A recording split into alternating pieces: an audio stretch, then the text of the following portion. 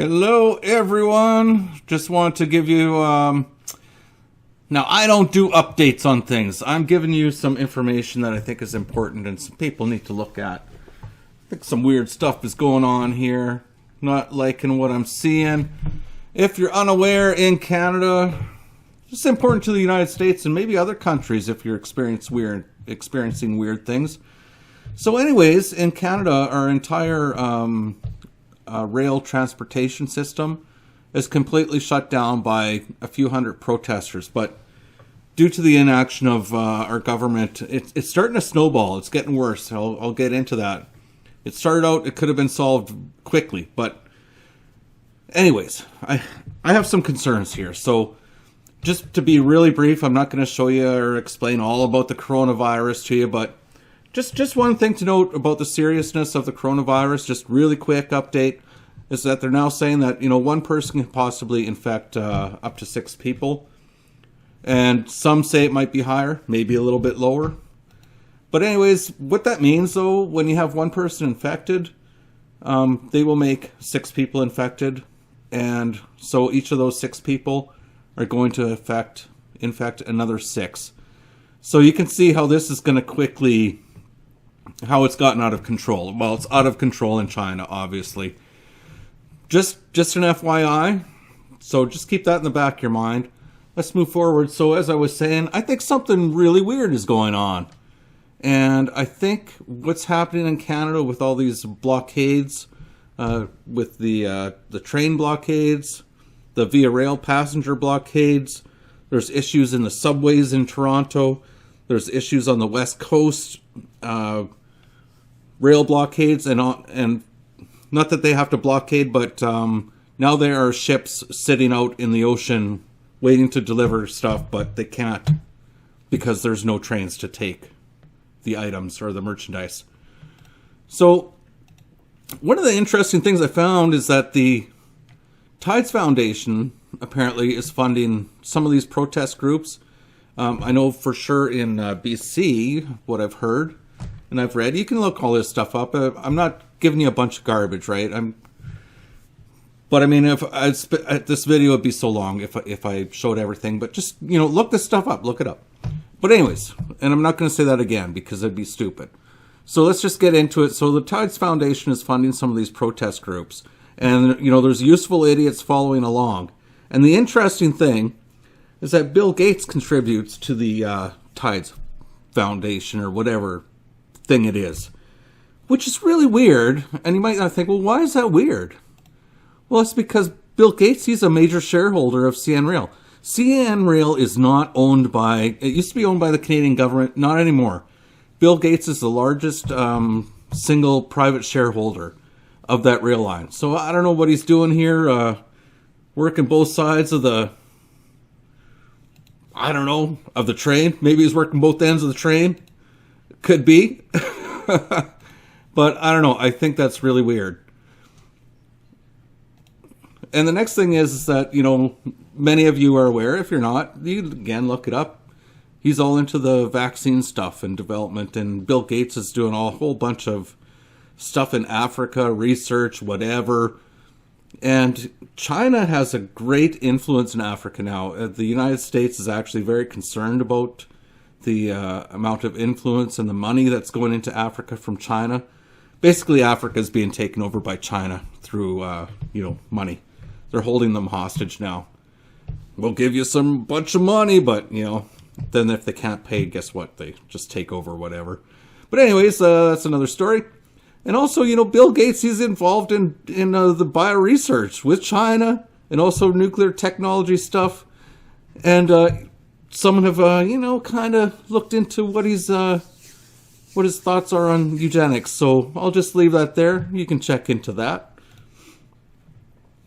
So anyways, are Canadians being distracted? Well, have you been thinking about the coronavirus in the past week? Or have you been mostly focused on the news where they're just talking about blockades, Trudeau not doing his job?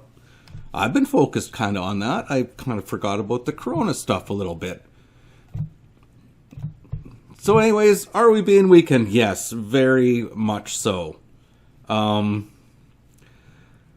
There are miles. I live near a CN rail, and there's miles and miles of train cars, probably with perishable goods. I mean, they're all perished. The goods are, anyway. So far, thankfully, it's only just products that have perished. And is Canada being run by the United Nations agenda? Just a question. So we're distracted, weakened. What about the United Nations? What are they doing? These are questions. I don't know the answers, but you researchers out there, start looking at it. So my next question, why has our transportation system been shut down? Like, why? Really? A couple hundred people did this? No. And so the shipping industry, why has it been shut down? And are vital supplies being diminished? Yes, of course, because there's great concerns about the heating for houses, the movement of people.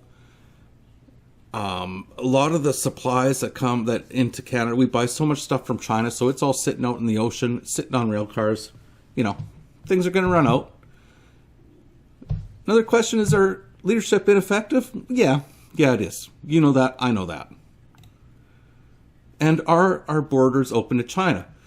Some of you, I think the news, the media, they really try to twist things, or not intentionally, but they don't tell you the whole story. They'll tell you that Air Canada has stopped all flights to and from China, right? So you think, oh, well, that's good, we're safe.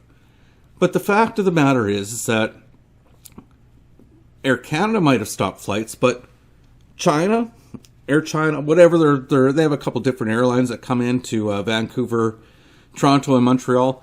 No flights from China have been restricted. They're all coming in, and all they do is just a little temperature thing. Oh, you're good, but they're all coming in every day. Just go look at the airport, go look at the inbounds, whatever. It's all there if you think I'm lying. And whereas opposed to the United States, they put restrictions on. They'll only allow U.S. citizens to come back, and if a U.S. citizen does come back from China, they have to go into quarantine. They will not allow Chinese nationals to come into the country right now if they're from China. But U.S. citizens, yes. But Canada, it's open. And you know what happens? Since the Chinese people can't get into the United States, they're all coming here. Now, our country has 35 million. Yours has 330 million. 10 times larger, so whatever comes in here, you know what? Most of them are going down to the United States. And sad to say, you should be telling your president to shut down that northern border. I'm telling you. I mean, I don't want to hear that. That's going to be very bad for us, but it's your lives. So anyways, in Canada, are we proactively preventing an outbreak of the coronavirus? Now, I'm not going to show you, again, I'm not going to show you a bunch of videos, but they're keeping about 400 people over at a Canadian Forces base in Trenton. And I've seen the videos where they've gone in and, you know, they've spoken to some of the people, did some interviews. And they get to come out and go outside and interact with each other. They're supposed to stay, you know, they tell them, I think it's 2 meters apart, this and that. But then they'll openly say, there's one girl on camera saying, well, yeah, but, you know, it's kind of hard to stay that far away from someone. And then the other funny thing is, they were showing this video. So they would go in, you know, guys in their hazmat suits would go in and they're, you know, picking up the garbage and cleaning it all out. So you know what they did with the garbage? Just a normal black bags, garbage bags, all thrown out the front, piled up in a big corner, big massive pile of garbage bags. And this is out in the boonies here where Trenton is and that. There's a lot of rodents, there's raccoons, there's the rats, there's the mice. And maybe they can't get infected with the coronavirus, but although it seems it comes from animals, makes sense, maybe they could, but if not, they're rummaging through all this stuff. It gets all on their feet and in their fur, and they walk around, they get into the barracks where these people are staying. To me, that sounds like a disaster waiting to happen. It should be going into those orange biohazard bags, and it should be going into an incinerator. But no, just piled up outside. Let all the animals come in and eat the stuff and spread it all over the place. Sorry, I'm getting a little worked up. But anyways, So are we being set up for massive turmoil and some sort of weird takeover? Like, I don't know. Just a question. Okay, so anyways, in China, just back to the corona stuff a little bit.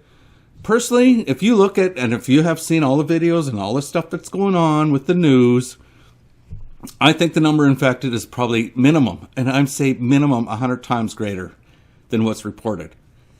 So if they're saying, for example, if 70,000 are reported as sick or have the virus, probably 7 million are. And what they say is about 20 to 25% of those people end up in the ICU. That doesn't sound good to me. You don't want to be in an intensive care because you got just the flu, right? So, and then what they say is the mortality rate from those people is about 2% that end up in the ICU. So let's do some math.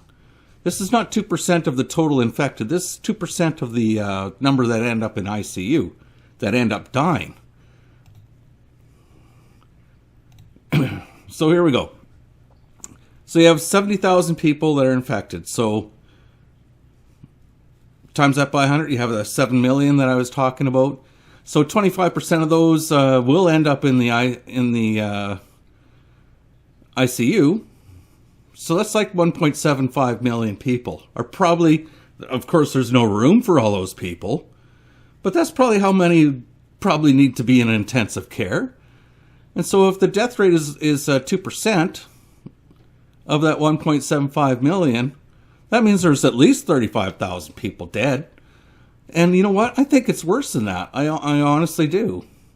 And I'm not like a, because you know what? You remember back when they had the SARS thing, that was a little bit of a concern. The MERS, what was the last one several years ago? The Ebola. I laughed at the Ebola one. It was just ridiculous. Nothing to worry about. But, maybe there is something to worry about here. Just saying. So currently, China is really crippled by this virus situation. In fact, I just read a thing where in Wuhan, there's so many restrictions, but now they banned all vehicles in a city of, how many million is it? I can't remember. It's like 8 or 10 million. I can't remember. 11 million. How do you get anywhere? What if you need some help? You can't even drive anywhere. You're stuck in your place. And you've all seen the videos of them, welding people's doors closed, but that's a whole nother story. So China's crippled by this virus, and Canada is now crippled by a complete shutdown of rail shipping in this country. It's a disaster in progress. And as I said, we have no restriction to prevent flights from coming into Canada from China.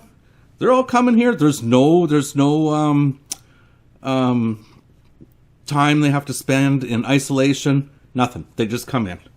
And more than half of them end up going down to the United States. So good luck with that, USA. And so, as I said, the USA, they restricted flights from China. And what I'm saying, you guys really need to, someone needs to talk to someone who can put some sense into our Prime Minister's head.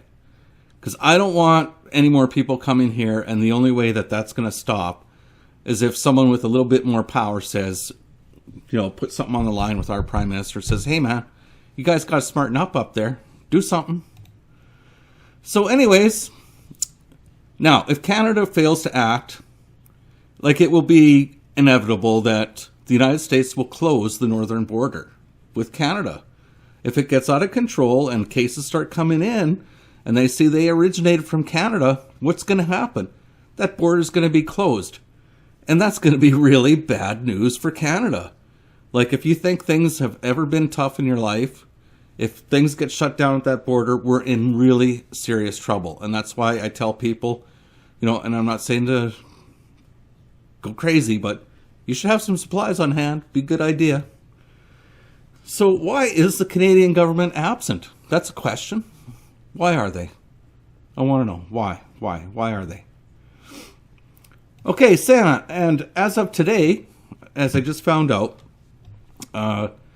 Via Rail just suspended or laid off or whatever you want to call it, 1,000 employees. CN Rail, the other day, they took out 500 employees. And it was either last week or the week before. There was a train in Western Canada carrying oil, got derailed. Fire, oil all over the place. Turned out sabotage. And just today, another train was sabotaged in Ontario, carrying oil. Oil all over the place. I don't think there was any fire. But, you know, there's oil everywhere. People could have been killed. I don't think anyone was killed. So these people are, like, doing some nasty stuff. So, and besides the fact that people are going to, you know, can outright get injured seriously or killed, financially, people are being ruined. People don't have money laying around these days. Like, you have to work, most people work from week to week, you know, just to pay their bills, to keep their house. So a lot of people are going to be in bad shape. And the response to these eco-terrorists from our government, from Prime Minister Trudeau, guaranteed. Now, I'm saying it here, but all they're going to do, they're going to give them bags of money. They'll get bags of money, and guess what's going to happen? 2 weeks down the road, same thing. Going to come back. Oh, let's just give them more money. Like, our government here is so incompetent, it's almost unbearable. And who's going to pay for this? The taxpayer, the people that are trying to go to work every day. They are the ones getting punished. It's unreal. And I just saw another thing here. You know, Greta Thunberg or whatever. I call her Dummy Burger. She's all chiming in, and she's like actually calling for. She doesn't outright say no, but she wants it. She wants Canadians to, you know, step up the blockades a little bit. So I shouldn't say she's calling for more. She is, but yeah, okay. I'm gonna retract that. She's excited about.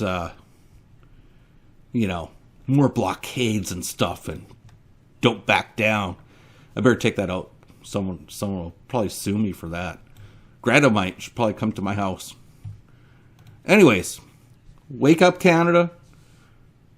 Time is short, I think. I think things are going to move along pretty quick here. And, you know, this could all be finished tomorrow. Maybe everything will work out, and tomorrow there will be a new day, and, you know, the trains will be running, and everyone will be back to business, but I don't think so. And so, if anyone is out there, you know, I'm not like a skilled investigator. I don't do this for a living. I just brought up a bunch of questions, and so I want people out there to go and try and answer some of these questions. And as I said, you know, everything could be fine tomorrow, but you need to prepare. You should have some stuff on hand. And if it turns serious, I mean, again, do you have a plan? You must have a plan. You know, I'm not telling you to be like all, you know, don't get all crazy and stuff, but you should always have a plan. At minimum, have a couple of weeks of stuff you could survive with. Like, if you don't have anything, you're crazy. Even when the sky is blue and the sun is shining, you should have at least 2 weeks of stuff. Personally, I have way more than that, but you should have something. Anyways, I hope you enjoyed this video. I think it was a little bit different than most, but take care, everyone, and stay safe, and talk to you later. Do you have any symptoms of the coronavirus? No! Let me see your identification. You don't need to see his identification. We don't need to see his identification. We do not have the coronavirus. He does not have the coronavirus. He can go about his business. You can go about your business. Move along. Move along. Move along.